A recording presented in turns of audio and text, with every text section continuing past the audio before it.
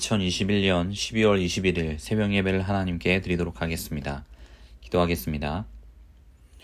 사랑과 은혜가 충만하신 우리 하나님 아버지, 진실로 감사를 드립니다. 우리 하나님께서 우리에게 주시는 놀라운 은혜와 사랑을 기억하며 예수 그리스도의 탄생을 기념하는 성탄절이 우리의 앞에 다가오고 있음을 봅니다. 우리의 죄를 위하여 그리고 우리의 구원을 위하여 오신 그 놀라운 왕을 진정으로 맞아들이며 기뻐할 수 있는 우리 모든 성도들이 되게 하여 주옵소서. 오늘 말씀을 통하여 예수님께서 나셨던 그 상황들을 또 한번 살펴보기를 원합니다. 과정 가운데 주님께서 역사하신 모든 것들을 기억하며 정말로 예수님의 성탄을 기뻐하는 우리 모든 성도들이 될 수 있도록 주님께서 역사하여 주시옵소서. 모든 말씀 예수님의 이름으로 기도합니다. 아멘. 오늘 함께 살펴보실 하나님 말씀은 누가복음 1장 26절에서 38절까지 말씀입니다. 제가 읽도록 하겠습니다. 여섯째 달에 천사 가브리엘이 하나님의 보내심을 받아 갈릴리 나사렛이란 동네에 가서 다윗의 자손 요셉이라 하는 사람과 약혼한 처녀에게 이르니 그 처녀의 이름은 마리아라. 그에게 들어가 이르되 은혜를 받은 자여 평안할지어다. 주께서 너와 함께 하시도다 하니 처녀가 이 말을 듣고 놀라 이런 인사가 어찌함인가 생각하매 천사가 이르되 마리아여 무서워하지 말라. 내가 하나님께 은혜를 입었느니라. 보라 내가 잉태하여 아들을 낳으리니 그 이름을 예수라 하라. 그가 큰 자가 되고 지극히 높으신 이의 아들이라 일컬어질 것이요 주 하나님께서 그 조상 다윗의 왕위를 그에게 주시리니 영원히 야곱의 집을 왕으로 다스릴 것이며 그 나라가 무궁하리라. 마리아가 천사에게 말하되 나는 남자를 알지 못하니 어찌 이 일이 있으리이까. 천사가 대답하여 이르되 성령이 내게 임하시고 지극히 높으신 이의 능력이 너를 덮으시리니 이러므로 나실 바 거룩한 이는 하나님의 아들이라 일컬어지리라. 보라 내 친족 엘리사벳도 늙어서 아들을 배웠느니라. 본래 임신하지 못한다고 알려진 이가 이미 6달이 되었나니 대저 하나님의 모든 말씀은 능하지 못하심이 없느니라. 마리아가 이르되 주여 여종이오니 말씀대로 내게 이루어지이다 하매 천사가 떠나가니라. 아멘. 사가랴와 엘리사벳에게 나타나 요한의 탄생을 알렸던 가브리엘은 이제 6개월 뒤에 나사렛에서 마리아에게 나타났습니다. 마리아는 다윗의 자손 요셉과 약혼한 상태였습니다. 말씀 속에서 마리아를 설명하는 데 있어 특별하게 강조되고 있는 것은 처녀라는 말입니다. 지금은 처녀라는 말을 한국 사회에서 많이 사용하지 않고 있습니다. 통상적으로 처녀라는 말은 결혼하지 않은 성인 여성을 가리키는 말로 사용됩니다. 그러나 고대 그리스에서 사용하던 헬라어를 살펴보면 이 처녀라는 단어는 말 그대로 남자를 알지 못하는 여인이라는 뜻을 가지고 있다고 합니다. 고대 헬라인들은 처녀성을 매우 중요하게 생각했다고 합니다. 그래서 처녀라는 단어는 남자를 알지 못하는 순결한 젊은 여인을 지칭할 때만 사용하는 매우 보수적인 단어였습니다. 본문에서 이를 강조하고 있는 이유는 예수님의 탄생에도 이 처녀의 몸에서 나셨다라고 하는 사실이 매우 큰 영향이 있기 때문입니다. 예수님께서 죄가 없이 태어나시기 위해서는 아이가 잉태되는 일반적인 방법으로는 불가능하기 때문이지요. 가브리엘은 마리아에게 은혜를 받으니여 평안할지어다. 주께서 너와 함께 하신다 라고 말하였습니다. 그리고 그녀에게 놀라운 소식을 알려주었습니다. 그가 은혜를 받은 이유를 설명하였지요. 그녀가 은혜를 받은 이유는 잉태하여 아들을 낳을 것이라는 소식이었기 때문입니다.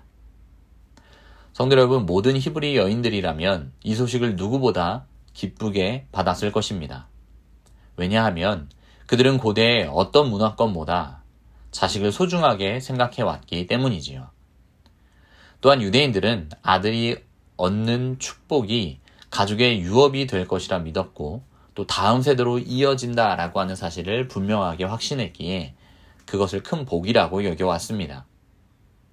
거기에 천사는 아들을 낳고 이름을 예수라고 이름하라 라고 명령하고 있습니다.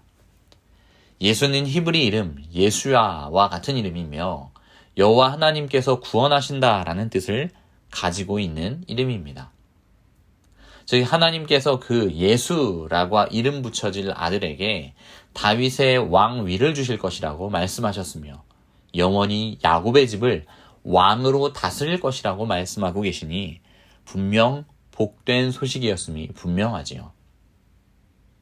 천사가 전한 내용은 분명 히브리 여인이라면 모두 반길 법한 내용이었고, 그리고 매우 큰 복이라고 여길 법한 내용이었습니다. 그러나 약혼을 한 처녀인 마리아에게는 감당하기 힘든 내용이기도 했습니다. 당시 유대인들은 혼인을 할 때 3가지 단계로 이루어 그 단계를 밟아 나갔다고 합니다.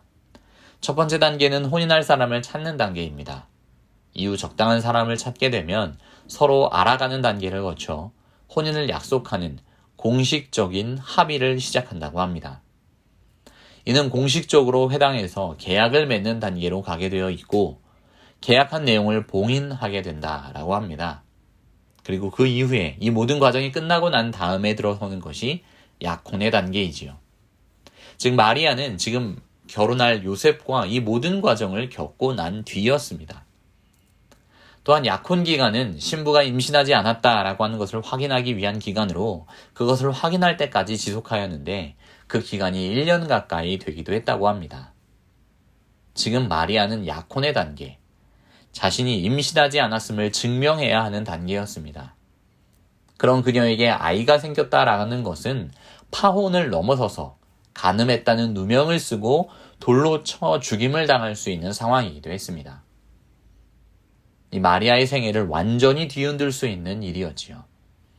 그런데 마리아의 반응은 실로 놀랍습니다. 마리아는 주의 종이 오니 말씀대로 내게 이루어지이다 라고 고백합니다. 마리아는 자신이 겪을 위험보다 하나님의 뜻이 이루어지는 것을 더 크게 여겼습니다. 그리고 그의 뜻이 이루어지는 것이 당연하다고 여기며 하나님 앞에 순종하게 되었던 것입니다. 사랑하는 서물로교회 성도 여러분, 예수님의 탄생 예고를 통해 우리가 알 수 있는 것은 예수님의 탄생이 초자연적인 일이었다라는 사실입니다. 천사가 나타나서 수태를 고지하고 남자를 알지 못하는 처녀가 잉태하여 아들을 낳았다는 사실이지요. 그가 구약에서 예언된 구원자이며 다윗의 나라를, 하나님의 나라를 영원히 세울 왕이라는 사실이었습니다. 사실 처녀였던 마리아에게 아기가 생긴다는 소식은 분명 이후의 상황을 걱정해야 할 두려운 소식이었음이 분명합니다. 그러나 모든 판단과 장래의 삶을 하나님께 온전히 맡기고 믿음의 고백을 드리게 되지요.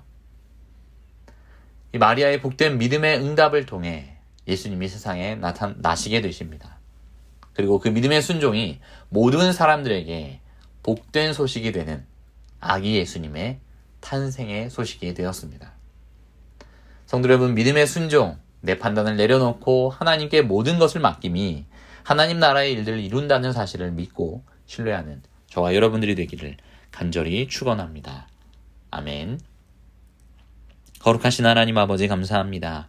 주님께서 주시는 귀한 은혜와 사랑으로 우리가 계속하여 놀라운 삶을 영위하며 하나님의 은혜로 살아가고 있음을 고백합니다. 아기 예수님께서 오심으로 말미암아 우리가 해결할 수 없는 죄 문제가 완전히 해결되었고, 그의 십자가의 사랑으로 말미암아 우리가 하나님께 나아갈 담력을 얻게 되었음을 고백합니다. 주님, 전능하신 우리 주님과 함께 영광의 날을 살아가며 영광의 은혜를 누리며 주의 나라를 바라볼 수 있는 자들 될 수 있도록 하나님께서 역사하여 주시고, 크신 주의 은혜를 붙들어 살아가는, 주의 은혜를 누리며 살아가는 주의 백성들 될 수 있도록 도와주십시오. 더불어 하나님 아버지, 교회 안에 있는 많은 환우들 주님께서 치료하여 주시고, 우리 담임 목사님 총회장으로서의 사역 잘 감당하실 수 있도록 주님 은혜를 더하여 주옵소서. 2021년이 저물어가고 있습니다. 다가오는 2022년 주님께서 주실 은혜들을 기대하며 예수 그리스도의 그 십자가 사랑에 온전히 붙들리는 한 해가 될 수 있도록 한 해를 잘 마무리하는 우리 모두가 되게 하여 주옵소서. 모든 말씀 예수님의 이름으로 기도합니다. 아멘.